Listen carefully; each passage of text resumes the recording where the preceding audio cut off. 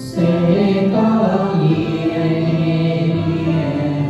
không an nhiều